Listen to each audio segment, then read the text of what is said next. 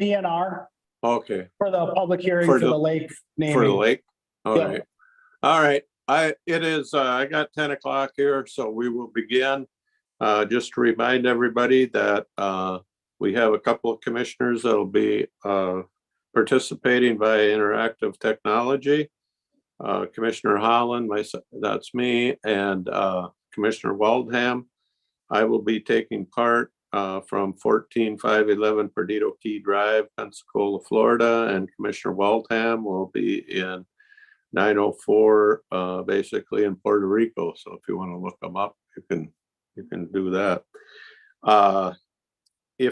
If you are remote and you want to speak at public forum, you need to have a link, and you get that from our IT people. Does somebody have that, David? I think they do. Right. Send it to one person.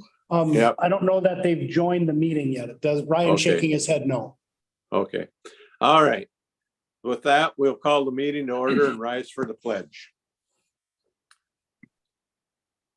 I pledge allegiance. The United States of America, and to the republic for which it stands, one nation, under God, indivisible, with liberty and justice for all. With that, we'll move on to the public forum. If anybody wishes to speak, is there anybody there that wishes to speak? We have Mr. Bloom here to speak for the public hearing, but we do not have any other residents in attendance. Okay, all right. And Ryan, did I hear you right? We have nobody online? Yes. All right. With that, we will look to adopt the agenda.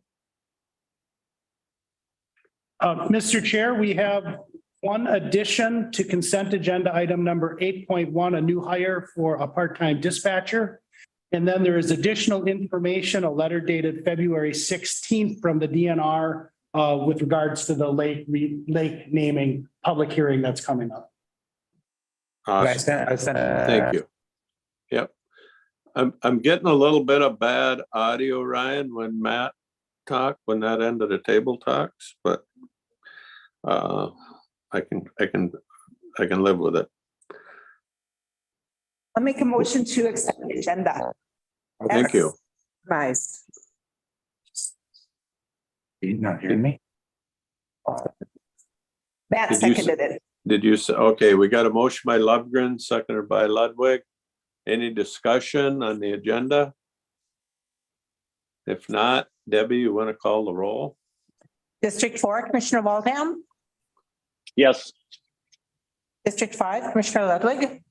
Yes. Aye. District 1, Chair Holland. Yes. District 2, Commissioner Moore. Aye. District 3, Commissioner Lundgren. Aye. Thank you. Then we'll look for the approval of the minutes of the February 7th, 2022 regular county board meeting and summary for publication. Ludwig. Moral second.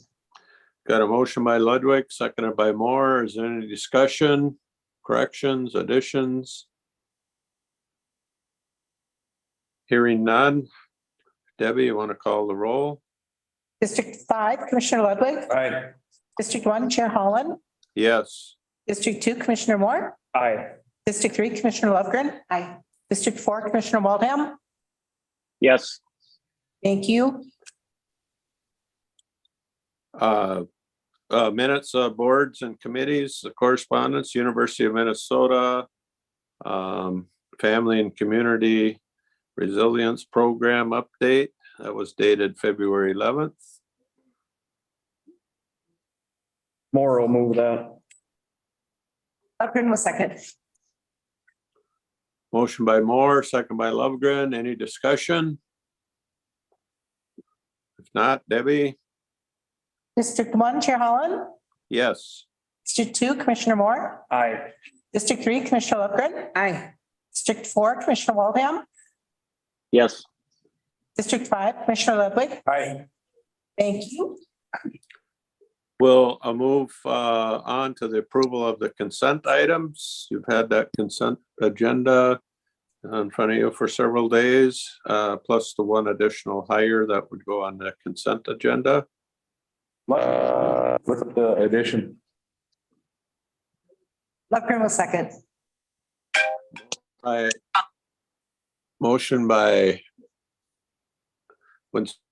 Matt. sorry about that. I believe it was Ludwig that made a motion and Lovegren seconded. Is that right? Yes. Yep. All right. Any discussion? Questions? Comments? If not, Debbie, you want to call the roll? District 2, Commissioner Moore. Aye. District 3, Commissioner Lundgren. Aye. District 4, Commissioner Waldram. Yes. District 5, Commissioner Ludwig. Aye. District 1, Chair Holland. Yes. Oh. All right, we'll move on to regular agenda, which is always a kind of a fun deal here. We get to, there's a petition to name an unnamed lake, and we will have a public hearing. And the first thing that's going to happen is we'll get a presentation by staff regarding the lake name presentation. Thank you, Mr. Chair, members of the board. We had talked about this back in December when you set the public hearing for today. But we received a petition from Mr. Bloom to name an unnamed lake in section 8 of Nickerson Township. It is just a small lake that is mainly encompassed on his property. The process was that we set the public hearing. After the public hearing, I published the notice of the public hearing for 3 weeks in the paper. We had to serve the township chair. We had to serve the DNR. And then we're back here today to actually hold the public hearing. The county board does have the authority to name the lake. And so if you pass the resolution for you today, that will be the name of the lake, which is Bloom Lake. Questions? The DNR's response. Yes, so the DNR sent the letter and it sounded supportive and positive. I know Pete is also on the Zoom call if we have questions for him from the DNR. If we have questions at all, he can answer them. Yeah, and they were fine with Bloom Lake. Yep. My- Go ahead, Steve.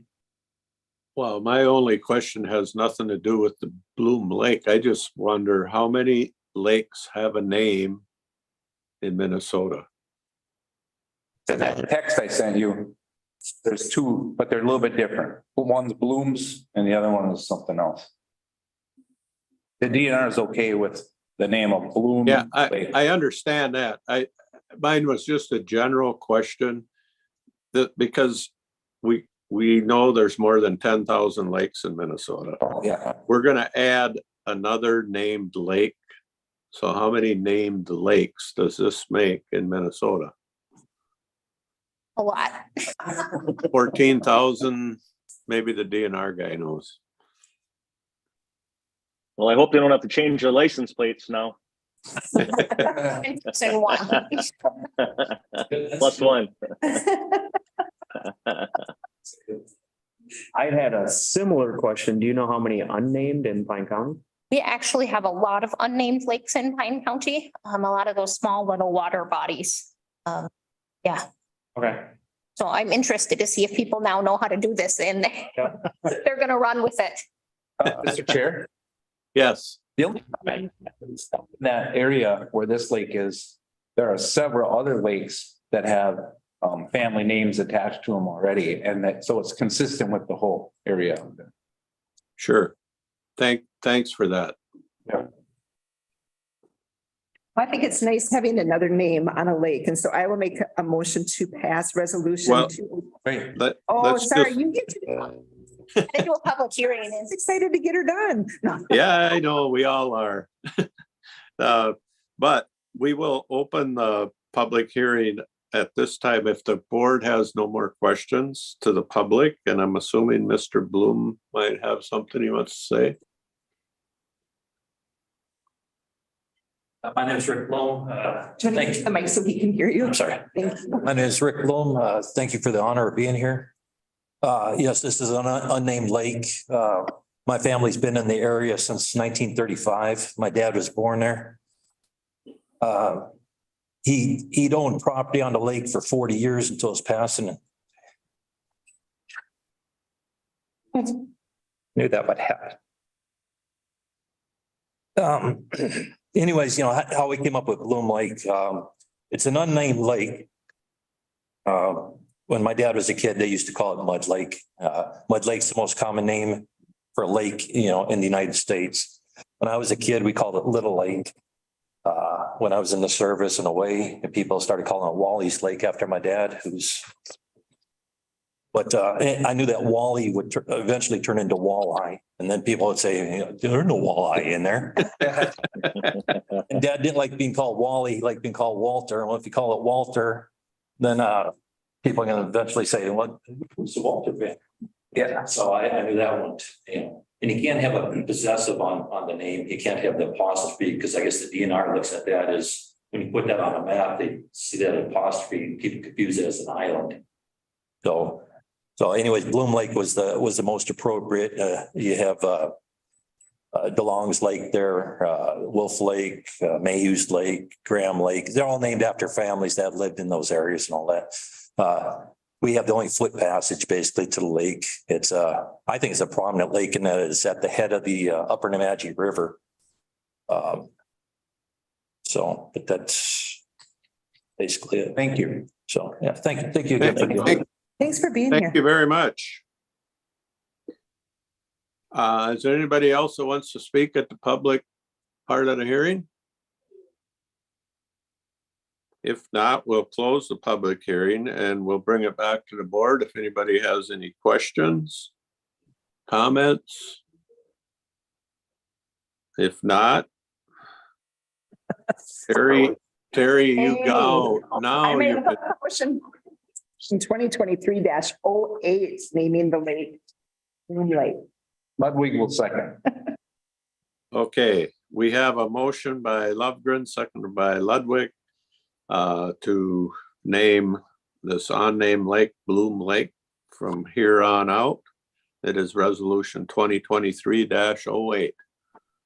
Any discussion? Questions? Debbie, you want to call the roll? District 3, Commissioner Lundgren. Aye. District 4, Commissioner Waldham. Yes. District 5, Commissioner Ludwig. Aye. District 1, Chair Holland. Yes. District 2, Commissioner Moore. Hi. Thank you.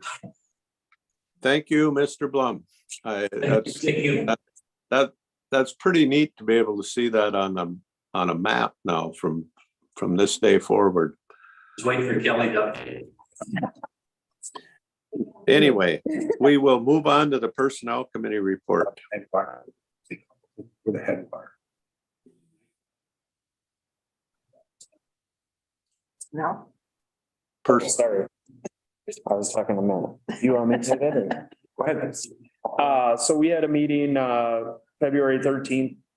And the Health and Human Services acknowledge a resignation of eligibility worker Amber Denz effective January 27, 2023, and approve backfill of the position and any subsequent vacancies that may occur due to internal promotion or lateral transfer. Should we just go through all these and then? Yep. One, okay.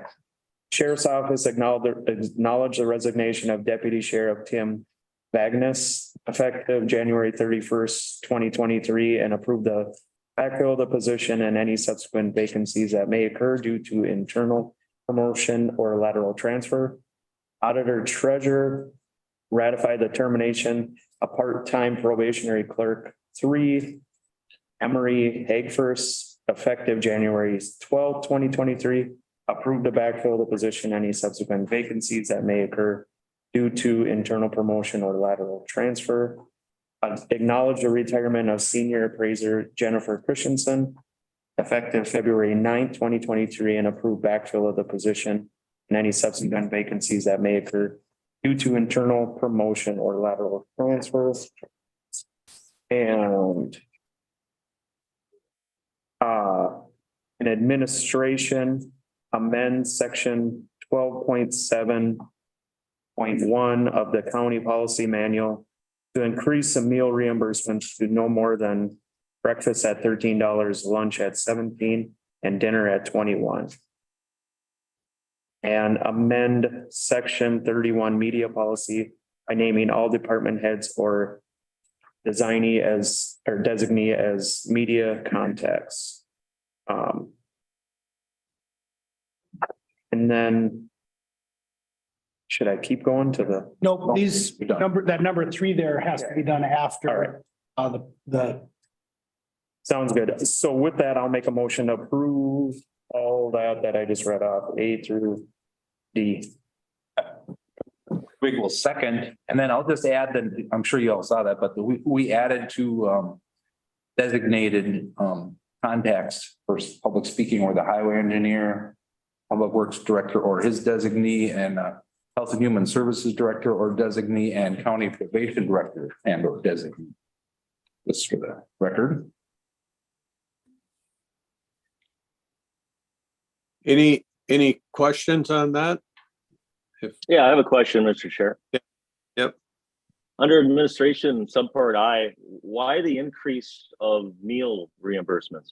Is it why the increase? Mr. Judge, Yeah, well, the last increase was what? Did we do 12? at least 2011. 2011, okay. And it was like half of what these are. And as everybody knows, anywhere you go, like when I run my kids through McDonald's on the way to a hockey game, it's $60. So it just wasn't there.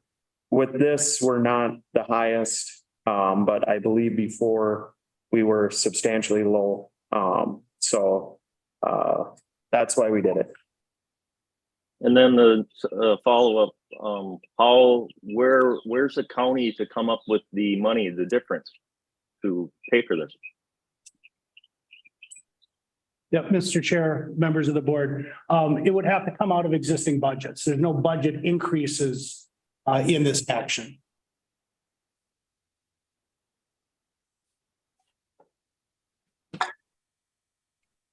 Gotcha. Any other questions? If not, we do have the motion by Moore, seconded by Ludwig.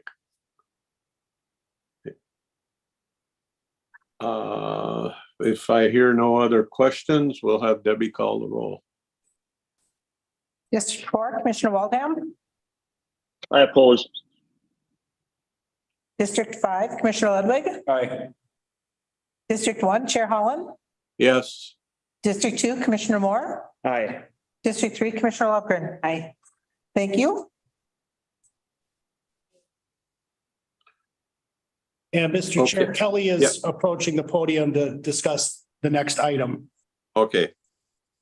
Yes, thank you, Mr. Chair, members of the board. Both of these next items, they depended on the prior items, and so that's why they're called out separately. In 3A, we are just requesting the promotion of Molly Benoit to the senior property appraiser position effective tomorrow. She'd be moving to grade 9, step 6, which is $30.23 per hour. Molly's been in the office since 2015 and she's shown a lot of leadership. And so we did open it to all internal folks and Molly was the only applicant.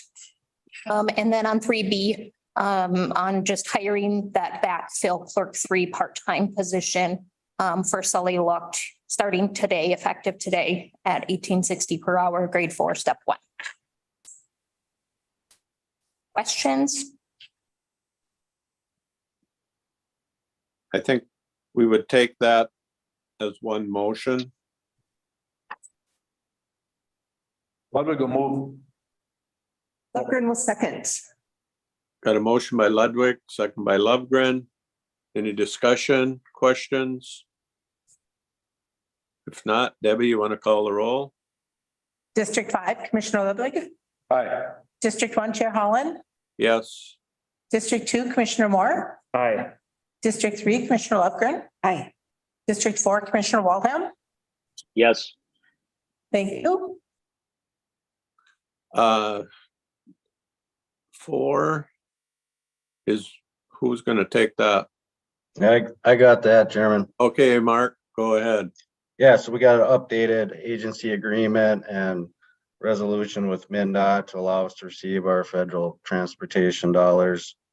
Something they do about every 4 or 5 years to make sure it's in line with federal law. And something that we gotta have on file. So I don't, any questions on that? I'm looking for a motion on that. Ludwig will move resolution 2023-10. Moral second. Got a motion by Ludwig, seconded by Moore. Any questions? If not, Debbie, you want to call the roll? District 1, Chair Holland. Yes. District 2, Commissioner Moore. Aye. District 3, Commissioner Lundgren. Aye. District 4, Commissioner Waldham. Yes. District 5, Commissioner Ludwig. Aye. Thank you. And then the resolution to advance state aid. Mark, you taking Yeah. that? Yep, yeah, we're looking to advance construction funds again this year to keep our projects on schedule, you know, with the inflation. The good news is I don't anticipate having to advance funds in 24 or 25. So, you know, we're gonna get caught up. We've got some additional federal dollars that we're gonna receive and some other state and federal dollars on the table that we're going after. So hopefully, you know, the inflation will kind of level off here. And once we open all our bids this session or this season, we'll have a better idea of long-term and be able to get back on the 5-year road program. But the resolution allows for up to $2,575,143, you know, and that'll depend on how our bids come in. We might not need all that. So any questions on where we're at? I would just like to follow up there, Mark, that it's a pretty standard way that we have to do business now. The state allows for it. And so it's just a way that we can continue to keep moving forward with our road projects. Yeah, Mr. Chairman, I did look back. We have advanced, you know, probably a half a dozen times in years past over the last 10, 15 years. So, you know, it's not where we want to be, but, you know, I think it's just one of those tools in the toolbox that we're going to use. So, Yep. Say, Mr. Chair, I got a question if I can. Yep. Hey, Mark, how's it looking with the supply chain issues you had before? Like, for example, box culverts. How are things looking? I don't think it's gotten any better. We do have the 2 projects we opened bids on last year that we anticipate starting in the summer. And then we'll be opening bids on the Sturgeon Island bridge replacement here in April. And last year it was a 6-month wait. And so we're just assuming that project won't start until fall. So we're kind of trying to plan for that. We're also kind of delayed the 9 opening, Casada 9 bridge replacement with anticipating that we were going to have some issues and some other reasons. So, you know, it's still out there and I don't know if it's, you know, a lot better on, you know, in our industry yet. So. All right. Hey, thank you, Mark. Thanks for all you do too. Thanks. So we're looking for a motion for the resolution. I'll make a motion for resolution 2020 or 2023-11 for the State Highway Fund Advance Program. Moral second. Got a motion by Lovegren, seconded by Moore. Any more questions? If not, Debbie, you want to call the roll? District 2, Commissioner Moore. Aye. District 3, Commissioner Lundgren. Aye. District 4, Commissioner Waldham. Yes. District 5, Commissioner Ludwig. Aye. District 1, Chair Holland. Yes. Thank you. And before we let Mark go away, I want to say we were at a meeting last week with Northeast Transportation Area Partnership, and Mark had a project in his back pocket that he pulled out because he's ready for it. And scooped up $500,000 for the trail that's gonna go from Rock Creek to the high school in Pine City. So that was a heads up move, Mark, and a pretty awesome job, I think. So thank you much. Thanks, Mark. Well, the pressure's on to get the project done now, I guess, if I promised it. We'll move on to the Savage Communication Broadband Project. Leslie's got that. Leslie, you taking that one? Yeah, good morning, commissioners. I'm Leslie Sauter, your Economic Development Coordinator. Before you is a resolution of support for Savage Communications border to border application to the state of Minnesota. It's a very similar project to that they applied for this past fall. They've expanded a little bit. So we're just looking to kind of transfer our ARPA award from their previous project to this one. And when I say they've expanded a little bit, their previous project covered Hinckley, Pine Lake, Finlayson, and Partridge townships. Those are still included, but they are going into Kettle River and Norman townships as well. So that's kind of how they've decided to apply, because it should make them the most competitive. And we'll keep our fingers crossed that the state will fund it, as well as other border to border applications in our county. Thanks, Leslie. You bet. Moore will make a motion to approve resolution 2023-09. Lofgren will second. Got a motion by Moore, second by Lovegren. Any questions? Comments? Part-time. When do they think it'll get moving? That's a good question. These things, Matt, I always think once we do our part, they're gonna start plowing fiber like next week, but it's probably more realistically to say next year. It just, I'd like to say by the end of this summer, but it's just between engineering and supply chain issues, it's realistic. You gotta be a realist, so. But it is happening. It is happening, so we're getting there. Well, and this is just the start of the paperwork too, so we have to see if they get accepted. Right. Yeah. In this case, it's, yeah, they gotta go through the process first. Yeah. Debbie, you wanna call the roll? District 8, Commissioner Lofgren. Aye. District 4, Commissioner Waldham. Yes. District 5, Commissioner Ludwig. All right. District 1, Chair Holland. Yes. District 2, Commissioner Moore. Aye. Thank you. We'll move on to commissioner updates and the Minnesota Northeast Area Partners Transportation Partnership, which I just spoke about. I think it's the best example of why we need to attend all the meetings that we're assigned to. Not that I had anything to do with it, but I think it helps people like Mark when they're county commissioners sitting in the meeting and they know they got backup support. And sometimes our best job is to sit there and keep our mouth shut, which, you know, is hard for me, but it does, that's where the money comes from. And it's our job to, as representatives of our county, to make sure we're there. So good job again, Mark.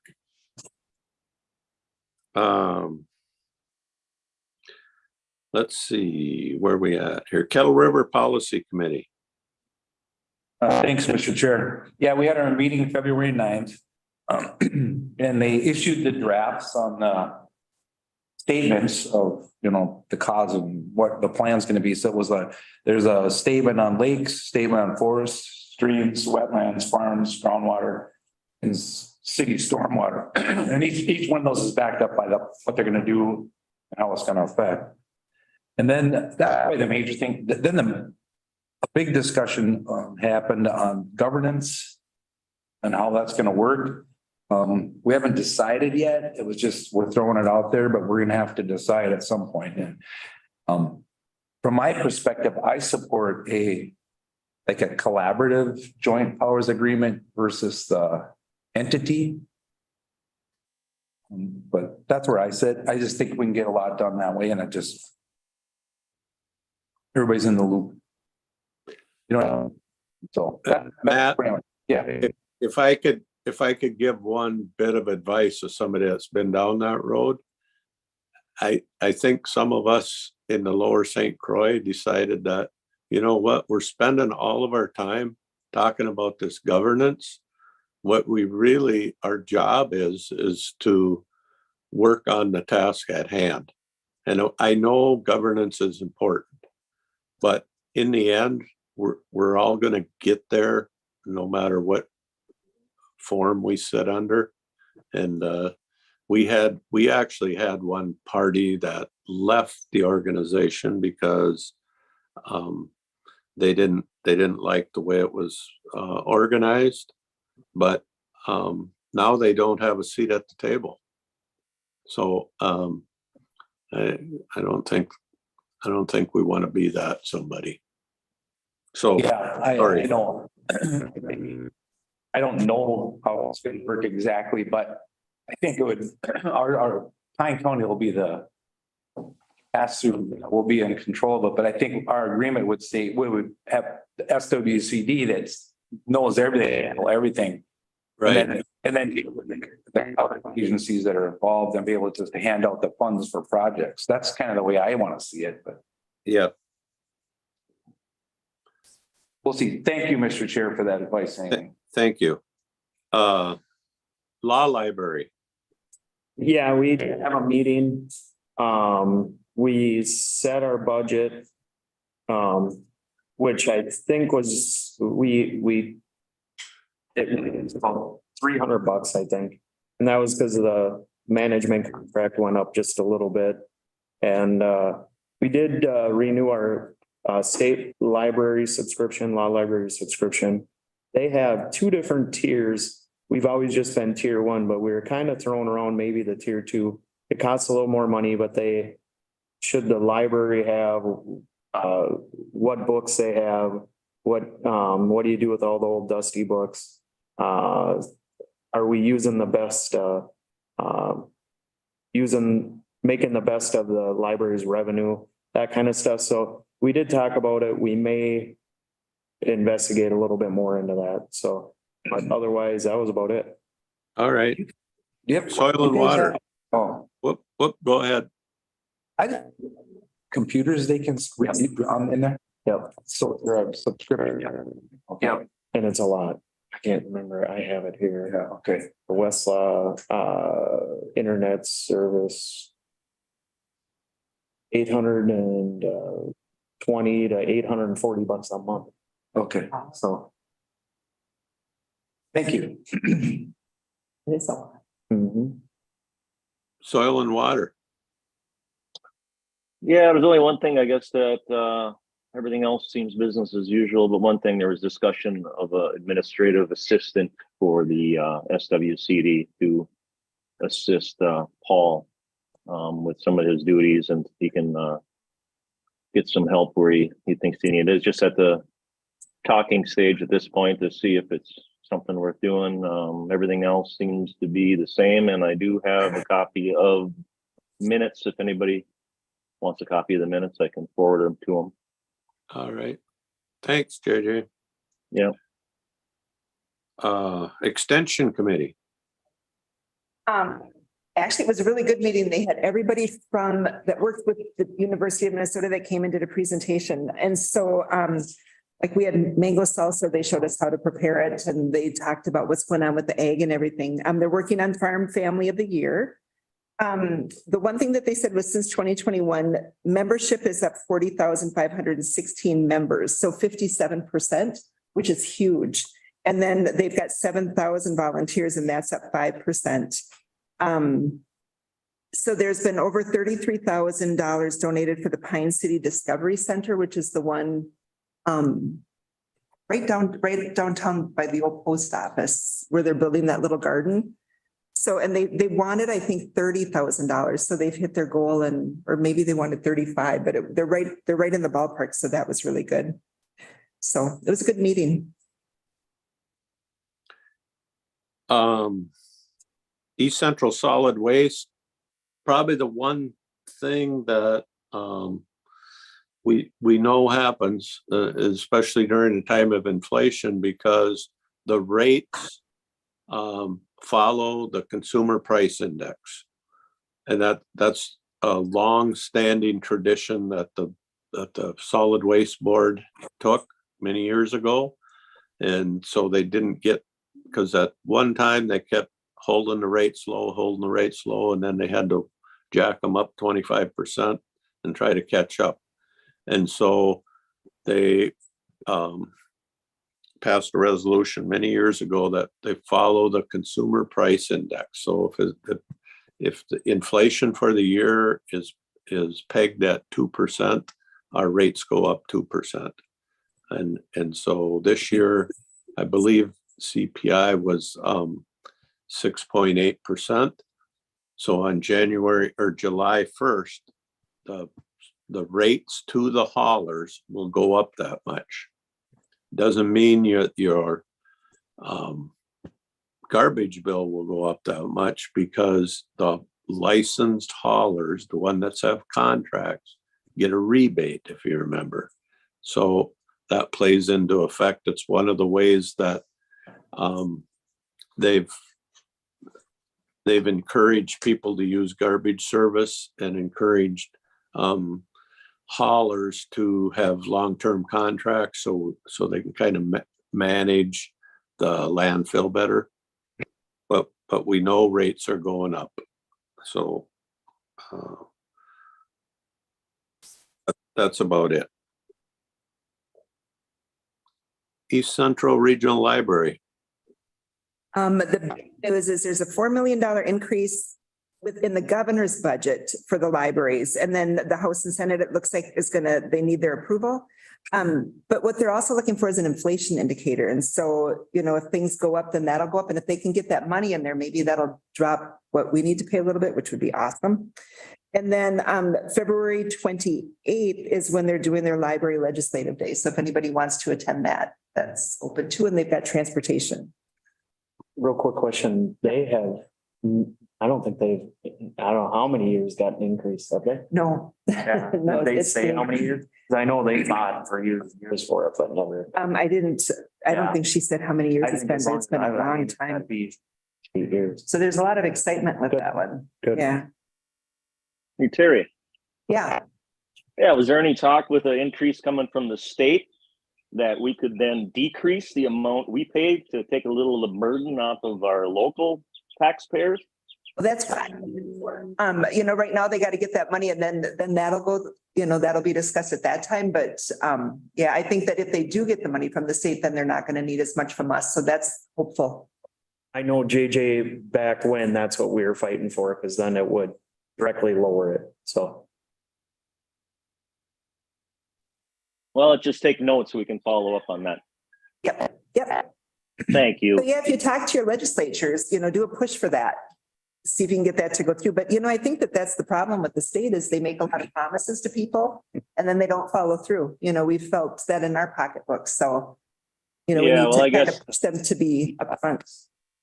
I just worry what goes on at home first. So whatever we can do as elected officials for ours, I think if the state's going to pony up some dough, we should just reduce what we're putting in there, because that'll go right in the pockets of Pine County. Oh, absolutely. Arrowhead counties. I Thank know you, Mr. Chair. Yeah. traditionally I they went on would. the meet 5th. tonight. Yep. Yeah, I went on the 15th. It was a week of so I'll just start with Yep. Most of the information came out of the legislative report by John and Garl. The PILT bill went through both the House and the Senate and is included in the omnibus bill, and there's an increase in there of they didn't put the dollar amount in yet, but so that has good traction. I know there's increases across the board, I think, in all the classifications. County probation aid, that one is ready to go too, and everybody's on board. It did not wasn't approved yet as of the time of this meeting. But there's 32 million in there, and CPO counties get 5 million. They're pushing a sales tax exemption for all government building projects. A county program aid is increased 150 million a year. And then our ICWA, it's standing alone. It's not included yet. RERIC is having that discussion as a separate skill. And bonding is the other issue that had a lot of discussion, and the Democrats they're looking at this as the 2022 bonding bill. And they really want to pass it. And they're kind of reaching out to the other side of the aisle, the Republicans, and to get them on board with some projects. And there's several counties asking for, Carleton's building a new jail, and then there's other counties that are asking for upgrades in their jail because of what's been happening. And Senator Rarick is carrying a mental health part of the jail stuff in a package bill. I don't know what it says yet, but he's very involved with that. So I talked about our project that we're looking at, and I didn't get specific with them, but I know I did when I talked to Rarick about the mental health cells we want to create in the intake, so they can monitor them. And that project went from our jail study. So anyway, that's out there. So if we have conversations coming up with those guys, we have to keep pushing that, because I think the Republicans will be able to get stuff they ask for and bring some stuff home, because they really want to pass this bonding bill. And we're not looking for that much money to fix our jail up, and it'd be better to do it that way than on the taxpayer. So, and the local taxpayer levy. I think that's it. It was just a lot going on. So I did send emails to all three of our representatives asking for them to bring some money home on that. And I was going to talk to them tomorrow in person, and that's not going to happen. Yeah. So you guys send the emails and reach out to them and see if we can get some help with this. Yeah. I have a call. Rarick returned my call immediately last time, but this time he did not. But I think they're so busy right now. Yeah, they're going late at night. I watch on the news. So Yeah. Thanks for that reminder. yeah. Who's got other? I got a couple of them, but I'm going to go with this one Yep. first. So I did the ECHO program. And you got to keep in mind that this is just the state of Minnesota. So the state of Minnesota is looking at decriminalization of simple possession of drugs and the paraphernalia that goes with it. Their reasoning is that our kids need to have their parents home. And so if they have possession, they still need to have the kids still need to have their parents home. And that will leave more cells empty for mental illness. So I was listening to this getting angry, because we've got a lot of people that are really abusing chemicals, and that's creating a lot of family issues. And so I was emailing Jeff because I was angry and saying, is this something that we want? And he said, no, we don't want the mental ill in our jails either. So that's a big hardship for our jails. So that's something that we really need to be talking to our legislatures about too, is, the decriminalization of drugs is not the best for what we need in our society. But it's something that they're really pushing right now. So they said if they decrim, that they can save millions of dollars. They believe that it will reduce the deaths, because when you're in jail, you lose your tolerance to the drugs that you take. And so when you get out, you do an overdose, and so then you die. So they're figuring that it's going to save a lot of money in jail time, and it's going to reduce the deaths because people will be able to use constantly instead of having that time away. So it's not the way I think. It's kind of goofy. So interesting topic.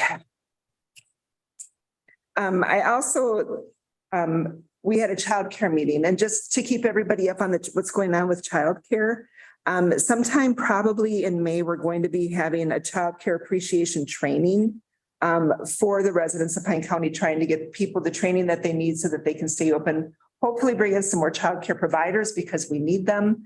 They're still working on different sites, but it's moving ahead and it's kind of exciting to see the enthusiasm of the people that are working on this, that can build this and get it going. So we can see if we can get more childcare in Pine.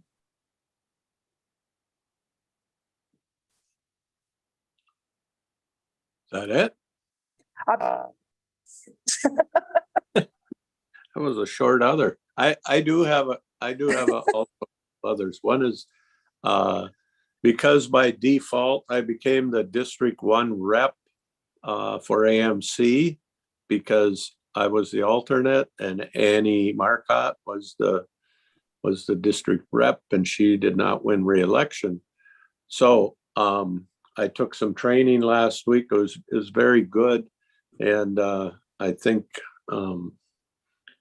it reaffirms all the good things that AMC does for counties. And AMC is only as good as how involved the counties are. And I think we know that. So if you have an extra minute, get on a committee, help, somebody has to do that work. Talk to leaders, talk to staffers, that kind of stuff. Also, since the last meeting, we did lose a couple of Northeast Minnesota county commissioners.